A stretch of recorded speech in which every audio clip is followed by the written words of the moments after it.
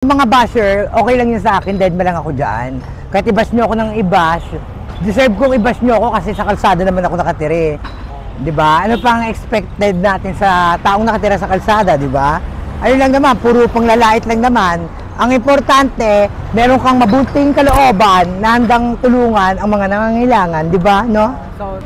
Yan, Fiona Angrado Discomni, good bye sa mga friendly diwata na nagsasabi, if your habit, show it. Lahat ng basher ng diwata powers overload at ni ka-idol, mamamatay sa inggitan. Ay, thank you. Yan, basta sa mga tagahanga, kung may humahanga man, salamat po. Maraming salamat po sa paghanga kahit na sa kalsada lang ako nakatira. Yan, patuloy niyo pa rin pong suportahan ang channel ni ka-idol at saka yung ka-idol AJ. Pa-follow, pa-likes, and pa-share na rin po ng mga video niya. Ayan, sa mga supporters naman namin, sana patuloy nyo rin po kaming suportahan sa mga video pa po namin i-upload. Sa mga basher, patuloy lang kayo mambash na mambash kasi malaki naman po ang naitutulong nyo sa amin.